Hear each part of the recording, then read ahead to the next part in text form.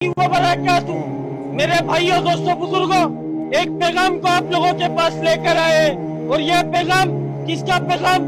यह पैगाम अल्लाह और उसके रसूल का पैगाम। कहने वाला भी मोहताज, सुनने वाला भी मोहताज।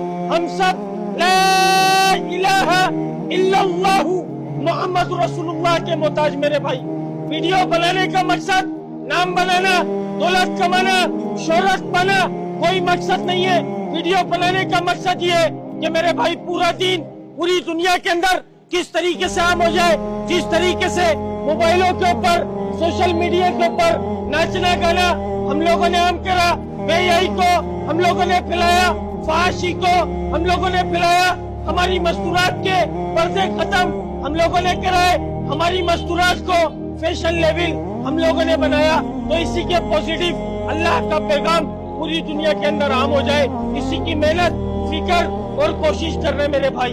अल्हम्दुलिल्लाह हम सब कौन? अल्हम्दुलिल्लाह हम सब कौन? अल्हम्दुलिल्लाह हम सब कौन? मेरे भाई हम सब कौन है? सब मुसलमान है नजर मेरे भाई, सब मुसलमान। अल्हम्दुलिल्लाह हम सब कौन? अल्हम्दुलिल्लाह हम सब कौन? अल्हम्दुलिल्लाह हम सब मुसलमान। हम सब ने अजीम और शान कलमा पढ़ा, ला इलाहा इल्लल्लाहु मुहम्मद रसूलुल्लाह। इस कलमे के अंदर हमारे जिस्म के अंदर जो हवा का झोंका, जो रूह इसने आलम अरवा के अंदर इस दुनिया में आने से पहले अल्लाह से इकरार किया, वादा किया।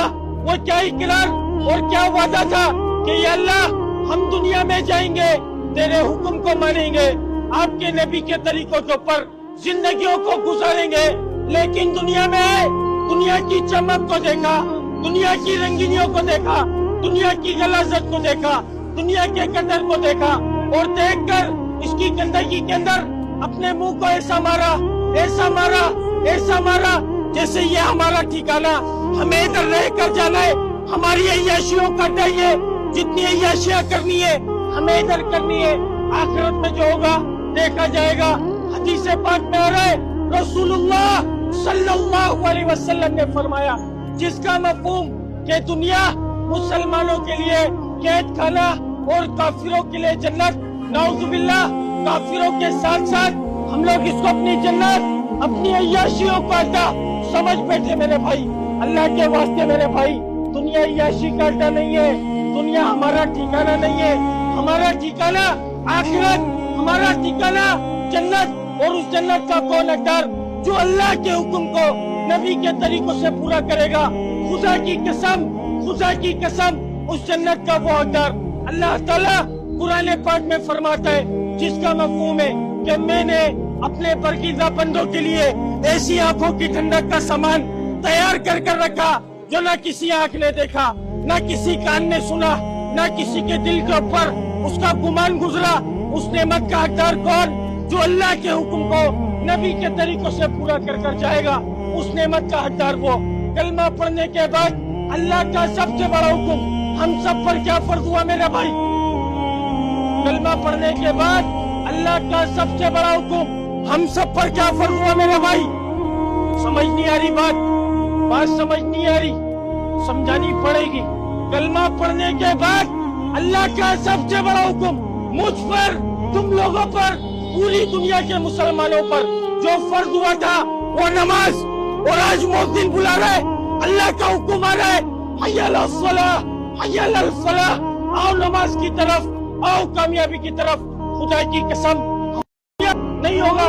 अगर कामयाबी का दारो मदार माल होता तो अल्लाह ताला सबसे पहले नमरूद, फिरौन, कारून, हम्मान, शद्दाद, ये वक्त के इतने बड़े बादशाह थे, अल्लाह ताला इन लोगों को कामयाब करता। क्या नहीं था इनके पास? अल्लाह का हुक्म नहीं था, नबी के तरीके नहीं थे, इसलिए अल्लाह ने इनसे माल नहीं छीना, इनसे माल नहीं छीना। क्या कहा? गर्क हो जाओ जमीन के अंदर। क्यों? क्योंकि अल्लाह के हुक्म को नहीं माना, नबी के तरीकों को नहीं माना। इसी तरीके से कयामत तक आने वाला इंसान अल्लाह के हुक्म को नबी के तरीकों से नहीं पूरा करेगा मेरे भाई, वो दुनिया में भी जलील होगा, बर्बाद होगा, आखिरत में भी बर्बाद होगा। आखिरी बात बोल के बात को खत्म करता हूँ। कब्र اللہ تعالیٰ نے کم و پیش 1,24,000 پیغمبروں کو اس پیغام کو لے کر اس پیغام کو پھیلانے کے لیے دنیا میں مبعوث فرمایا تھا. نبی آتے تھے اپنی قوم پر اپنے قبیلوں پر محنت کیا کرتے تھے. کم و پیش 1,24,000 پیغمبر اس دنیا میں تشریف لائے. سب نے ایک ہی بولوں کو بولا, ایک ہی بات کی دعوت دی, اے لوگوں اللہ کی مان لو, اللہ کو مان لو, پڑھ لو کلمہ لا الہ الا اللہ, تم لوگ کامیاب ہو جاؤ گے. جو وقت کے نبی کی بات کو مانتا وہ کامیاب, جو نہیں مانتا وہ ناکام. ہم سب کا ایمان, ہم سب کا یقین, ہمارے نبی رسول اللہ صلی اللہ علیہ وسلم آخری نبی, قیامت تک کوئی نبی نہیں آئے گا. الحمدللہ اللہ تعالیٰ آپ سب کو جزائے خیر عطا فرمائے. آپ نے بڑی غور و فکر سے بات کو سنا, لیکن ایک بات ہمارے منہ سے, مسلمان کا لفظ ہمارے منہ سے نہیں نکل پایا. اب تیز آواز سے بولنا, جس کے کان تک یہ آواز جا رہی ہے کہ قیامت تک کوئی نبی آئے گا, قیامت تک کوئی نبی آئے گا, ہاتھ کھڑا کر کے بولو نا, قیامت تک کوئی نبی آئے گا, قیامت تک کوئی نبی آئے گا. منہ سے بھی بولو نا یار, قیامت تک کوئی نبی آئے گا. اب دین کو کون پھیلائے گا؟ میرا باپ. دین کو کون پھیلائے گا؟ میرا باپ یا تمہارا باپ, یا کوئی عالم دین, یا کوئی مفتی منبر پر بیٹھ کر دین کو پھیلانے کا حق رکھتا ہے. اللہ کے واسطے میرے بھائی جان لو, فرقہ واریت میں نہیں پڑھنا ہے, اللہ کے دین کو پوری دنیا میں عام کرنا ہے. لا الہ الا اللہ محمد رسول اللہ کے بولوں کو, اس کلمے کو پوری دنیا کے اندر, ہر گھر کے اندر, ہر گلی کے اندر, ہر گوچوں کے اندر, ہر آبادی کے اندر پہنچانا ہے. کس کو پہنچانا ہے؟ مجھے پہنچانا ہے. کس کو پہنچانا ہے؟